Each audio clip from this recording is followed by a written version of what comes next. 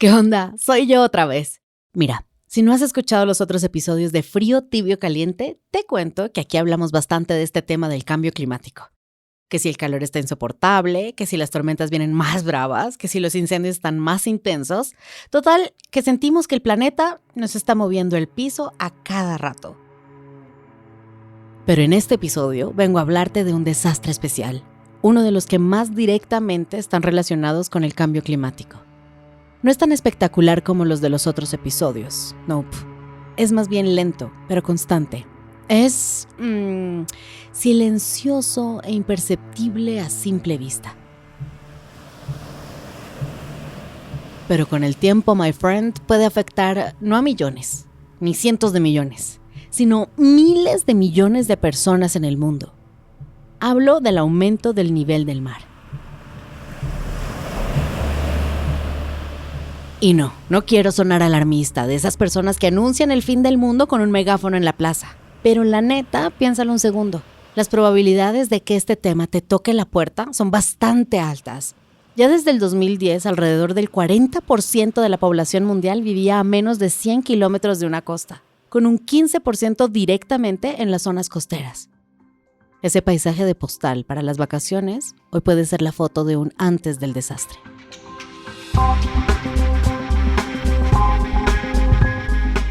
Esto es Frío, Tibio, Caliente, un podcast de fact-chequeado producido por Sillón Studios en el que traemos información verificada sobre el cambio climático a comunidades latinas. En este episodio, entre los mares de desinformación.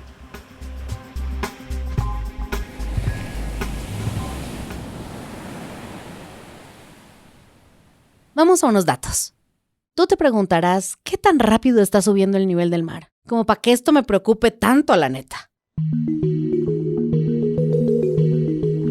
Pues mira, el mar sube un poco más de 3,5 milímetros cada año. Parece poquito, ¿verdad? Como el grosor de unas 2 monedas, ponle. Pero el problema, my friend, es que no deja de subir. El calor está derritiendo los glaciares y esas capas de hielo gigantescas que antes estaban fijas en la Tierra, especialmente allá en los polos. Cuando ese hielo se hace agua y llega al océano, el nivel del mar aumenta de forma gradual. Los satélites ya nos lo confirmaron. Este proceso se está acelerando. No es una suposición, es física. El planeta se calienta, el agua del océano se expande y el hielo sobre tierra se derrite. Basically, es un problema que crece año a año. Y como bien dice el dicho, slow and steady wins the race. Y tú no quieres ser el conejo de esta carrera acuática. Trust me.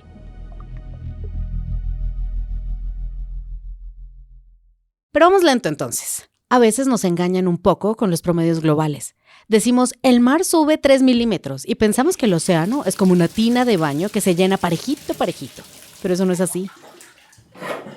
La realidad es mucho más compleja. Mientras en unas partes el agua sube que vuela, en otras se queda tranquila o hasta parece que baja. Para entender cómo nos van a golpear las inundaciones producto del aumento del nivel del mar, tenemos que dejar de ver la cifra global y ver qué onda con nuestra propia cuadra, con nuestra costa local. Hay procesos físicos que hacen que el agua se porte medio rara según donde estés en el mapa. No es lo mismo si vives en una costa abierta, donde las olas te pegan de frente, que en una bahía protegida, aunque esas diferencias no explican por sí solas cómo cambia el nivel del mar en cada lugar.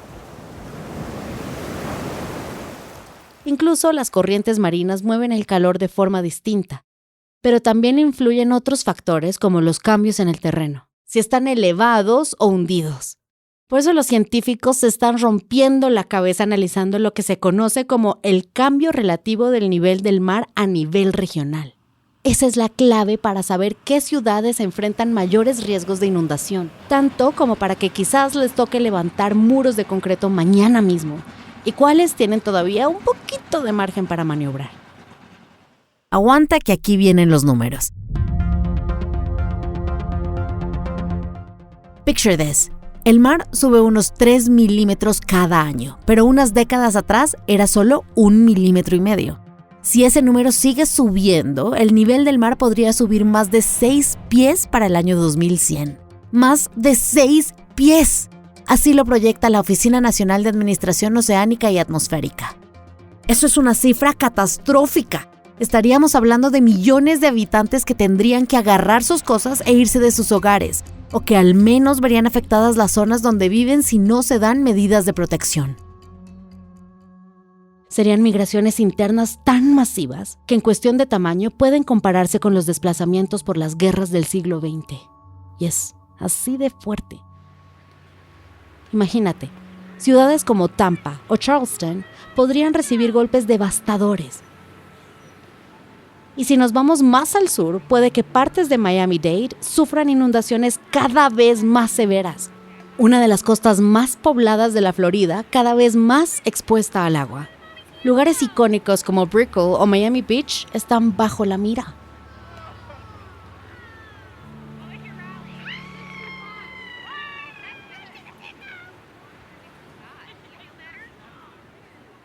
Oigan, y hablando de Florida, hay un artista que me encanta, muy consciente de este peligro latente. Se llama Xavier Cortada. Cortada anda por todo el condado haciendo algo bien interesante. Pone piezas de arte que indican a cuántos pies sobre el nivel del mar están algunas casas. Imagínate que vas caminando por el barrio y ves un letrero que dice 4 pies.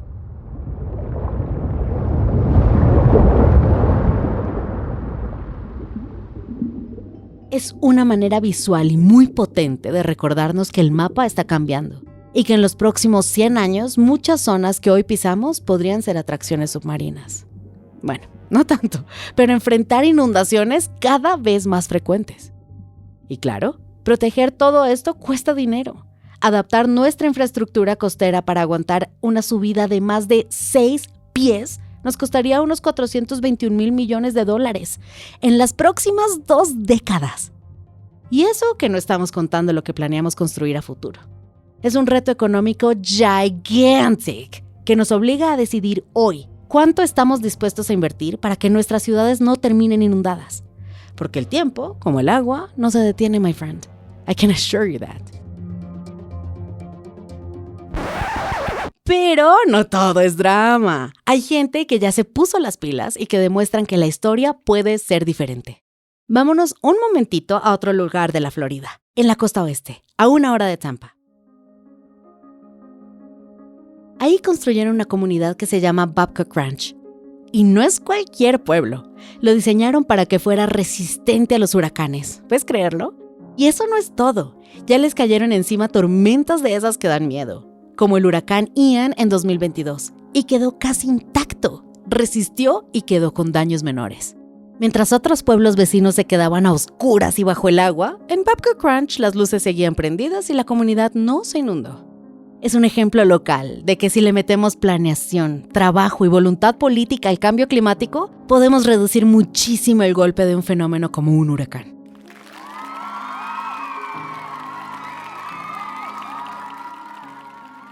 Pero no creas que todo es un tema de volumen, tampoco. Nope, sir. Menos es más. Work smarter. A veces la mejor ingeniería es la que ya inventó en la naturaleza. Vámonos lejos entonces, a la isla de Rodríguez, en el Océano Índico. Allá no se quedaron de brazos cruzados esperando a que el agua les llegara a las rodillas. Desde los años 80 empezaron a rehabilitar y plantar sus manglares. Los manglares son una maravilla, de veras lo son. Funcionan como barreras naturales que atrapan sedimentos y frenan la fuerza de las olas cuando vienen las tormentas. Son como un escudo vivo. Además, en la isla de Rodríguez están recuperando sus arrecifes de coral para que rompan la energía del mar antes de que llegue a la playa. Con esto nos demuestran que proteger el ecosistema es muchas veces la forma más eficiente de protegernos a nosotros mismos. Menos concreto y más naturaleza. Ándale. Ahora, ojo que no basta con plantar arbolitos y ya. Necesitamos leyes, planes y políticas de resiliencia climática de verdad. Medidas que obliguen a los gobiernos a evaluar riesgos reales y a crear mapas de zonas vulnerables donde la gente de veras participe. No que se decida todo en una oficina con aire acondicionado. Y aquí es donde la discusión se puede poner difícil. Si la naturaleza y la ingeniería ya no alcanzan, vamos a tener que enfrentar la opción más amarga de todas, la reubicación. mover comunidades enteras que viven en zonas que cada vez son más difíciles de defender. Es un rompecabezas político y social durísimo. Nadie quiere dejar su casa, sus recuerdos, sus pedacitos de tierra. Pero si no hacemos planes a largo plazo y creamos un apoyo legal sólido, el océano va a terminar tomando la decisión por nosotros. Créeme, el mar no sabe de leyes ni de sentimientos. Él simplemente pasa.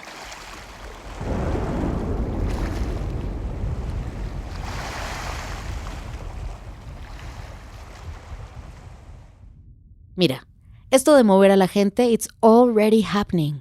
No es algo que podría ocurrir, no. Ya es una realidad. Hay un lugar en Luisiana que se llama, by my French, Île de Jean-Charles, o sea, la isla de Jean Charles. Ahí vivían comunidades indígenas que tenían siglos en esa tierra, pero es una islita que está desapareciendo del mapa. Desde mediados del siglo pasado ha perdido más del 98% de su territorio por una combinación de la subida del mar, la erosión, hundimiento del terreno y otros cambios. El 98%. Básicamente se la tragó el agua.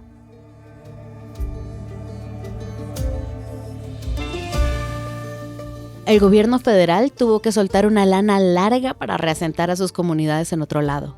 Es el primer caso de reubicación financiado por el gobierno en Estados Unidos por causas vinculadas al cambio climático.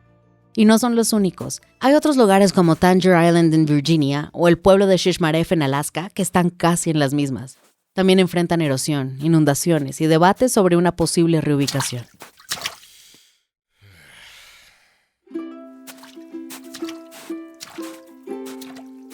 Imagínate lo que se siente ver cómo el lugar donde creciste se vuelve agua. En Maryland había una isla que se llamaba Holland Island en la bahía de Chesapeake. Hay una foto famosísima de la última casa de la isla, una construcción de madera que se quedó solita en medio del agua hasta que colapsó en 2010.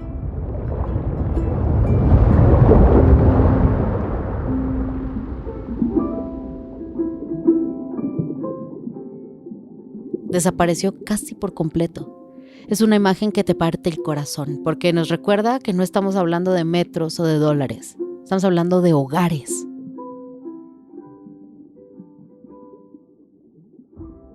Esto nos obliga a pensar en la justicia climática, porque mudarse no es fácil ni barato. Las comunidades con más recursos quizás puedan construir muros o moverse a terrenos más altos. Pero, ¿qué pasa con los que no se pueden mudar? La retirada gestionada, como le dicen los expertos, tiene que ser justa. No podemos dejar que el agua se lleve también la dignidad de la gente.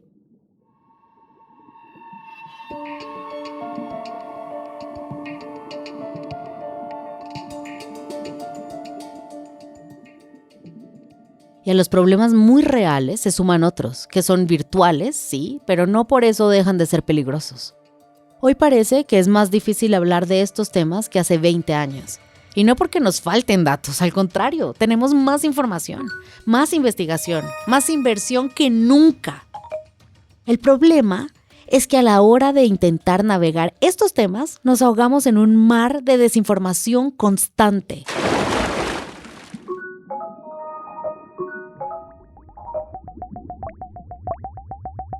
¿Estás ahí todavía? Oye esto. Seguro has visto esas fotos en redes sociales de la Estatua de la Libertad en 1900 comparada con una de ahora. Los genios de internet la comparten para decir, miren, el agua está al mismo nivel, el cambio climático es un invento. A ver, my friend, tantito sentido común. Esas fotos ignoran que las mareas pueden cambiar el nivel del agua de 4 a 5 pies en cuestión de horas. No puedes comparar una foto tomada en marea baja hace 100 años con una de ahora y decir que ya entendiste la ciencia del clima. Los científicos nos lo explican muy claramente. No hay que confundir los ciclos diarios de subida y bajada de las mareas con la tendencia silenciosa y de largo plazo que marca el cambio climático a largo plazo. Es como si vieras una ola llegar a la arena y dices que el mar no está subiendo porque la ola luego se retira. A ver, hay que ver la marea completa, no solo la espuma. What I mean is, dejemos de creer y sobre todo de compartir basura informativa. Este problema es complejo, sí, Pero no es imposible de entender si usamos un poco la cabeza y dejamos de inundar nuestro juicio con mentiras que solo nos quitan tiempo valioso. Por eso, el primer paso para sobrevivir a las inundaciones que vienen es dejar de inundar nuestro juicio con mentiras. Esos contenidos falsos son como grietas en un dique. Si las dejamos pasar, terminan por tirar toda nuestra capacidad de respuesta. Cada minuto que pasamos discutiendo si el cambio climático es un invento, es un minuto que le robamos a proyectos como los manglares de Rodríguez o a la ingeniería de Babcock Ranch.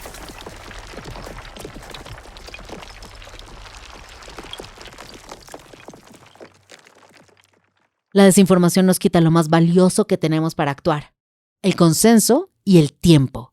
Así que la próxima vez que te llegue un video sospechoso o una imagen simplona, acuérdate de Holland Island. El mar no se detuvo a preguntar, ¿quién creía en él y quién no? Simplemente se llevó la casa.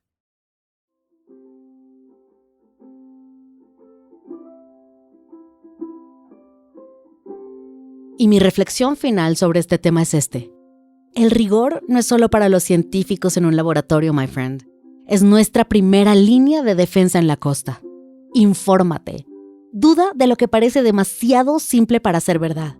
Pregunta en tu ciudad, en tu condado, en las autoridades locales qué se está haciendo en tu zona y cómo tú puedes participar. Y, sobre todo, no dejes que nos sigan inundando con cuentos mientras el océano nos pisa los talones.